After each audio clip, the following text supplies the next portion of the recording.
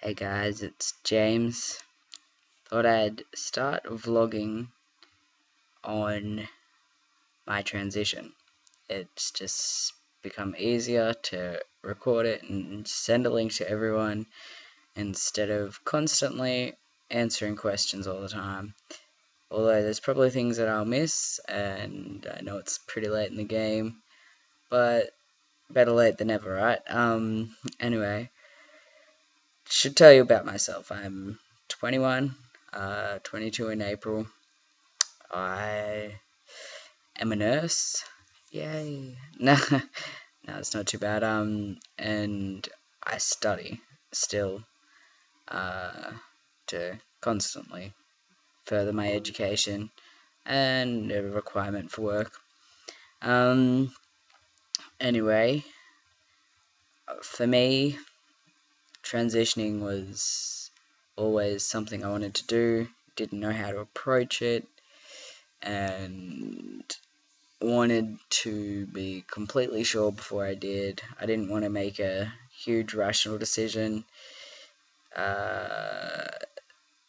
when I was like 16 or 17, not having everyone understand me enough as it is, as being seen as an adult is hard enough, let alone when you're that age, they're just going to laugh at me.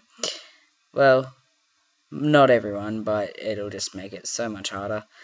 At least now I don't need anyone's permission to do it.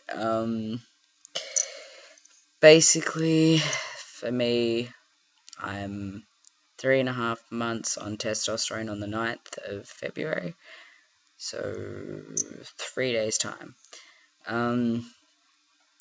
And it took 12 months to get a doctor that would help me with my transition, and in the end the doctor wouldn't even give me the referral I needed to go and see the doctor I needed to go and see about the gender dysphoria. I'm way out in the country, so I had to travel 6 hours to go and see a doctor that could help me. That was fun. And I had to get in touch with a gender clinic in Sydney to basically get them to give me a referral to the doctor I needed to see, and it took a lot of Google searching to find a gender clinic close enough to me and find out exactly how they went about giving referrals. I had to attend several phone counselling sessions in order to get that referral.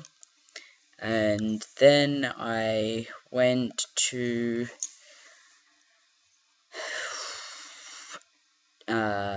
Taylor Square Private Clinic and saw their doctor there that specializes in gender issues, I guess you could put it. And that took about a month to get into them, and cost an arm and a leg too. Thankfully for me, my health fund covered most of it, so I didn't have to stress too much about that.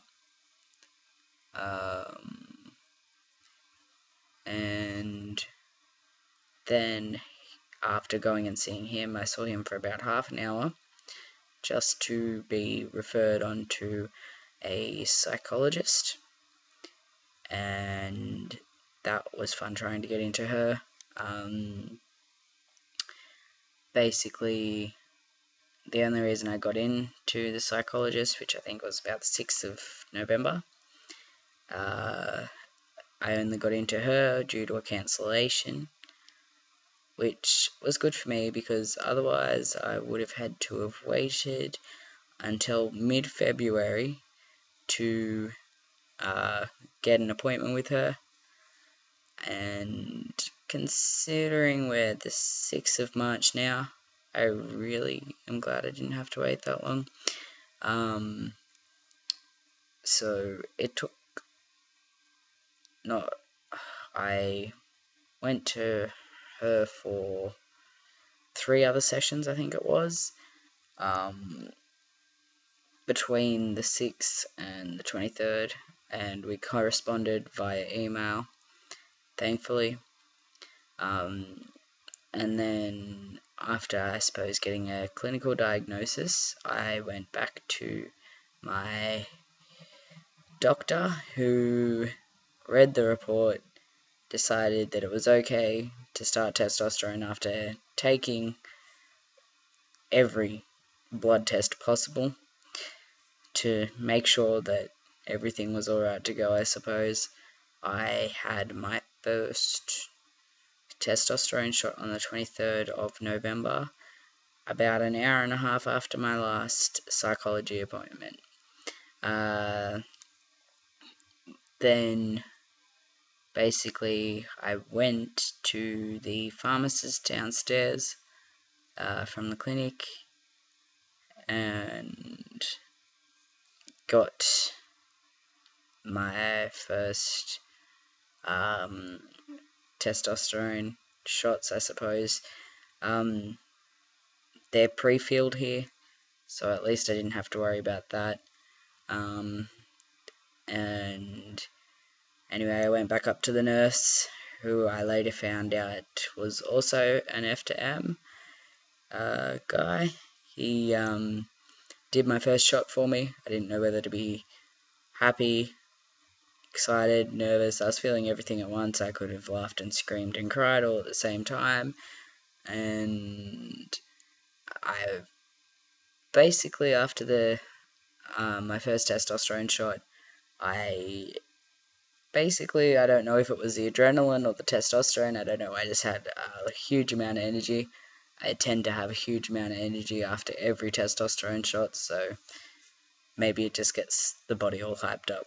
Not entirely sure. After that, it was a case of finding a local doctor who would actually help with my transition. That wasn't so easy. I had to get a referral from a doctor in Sydney to a doctor down here to continue my treatment, because I'm 6 hours away from him, so it's kind of difficult,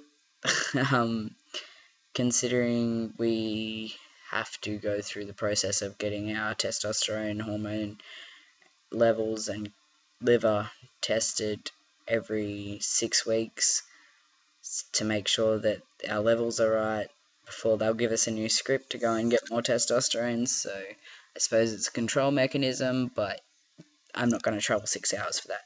So I had to organise that, and my local doctor had no idea about any of it. He'd never heard of it, apparently, and basically I had to teach him, so that was fun. And had a few hiccups along the way with that. So far, should have it under control. Changes, basically, I was really worried about the apparent weight gain that all these trans guys I've ever spoken to go on about. Thankfully for me, though, I've had rapid weight loss, obviously coupled with exercise and whatever helps. But I was really worried about that, so I probably went into like hypervigilant mode and making sure that it didn't happen. My voice, I found, was scratchy, really scratchy for the first couple of weeks. It did end up deepening, obviously, but it just felt like I had a cold, and it took a while to adjust to the whole scratchy throat feeling. Facial hair, it started growing about a month after. Basically, it's pretty blonde, a few black ones coming through now, but I keep a fairly clean shaved face most of the time, so it doesn't bother me. I've had lately, it's probably about the last 4 weeks, some muscle definition. Probably helps the working out and whatever, but it's a nice feeling. I didn't realise that on testosterone how happy I'd feel within myself. Like, it was always a huge battle with myself to try and decide whether or not to start testosterone, as well as my family's, because not everyone agreed with the whole transition decision anyway, but not everyone's going to, so their problem. I'm happy, so that's all that matters. But I didn't realize just how happy I would be. Top surgery for me, still at least 7 months away. That's because of my health fund, and at least then it gives me a heap of time to save anyway, and hopefully have a decent looking enough body by the time I have top surgery. So I suppose it gives time for that. Anyway, I'll try and keep you guys posted. I'm shocking at this whole vlogging thing and keeping people updated, hence why I'm so late in the game. Anyway, catches.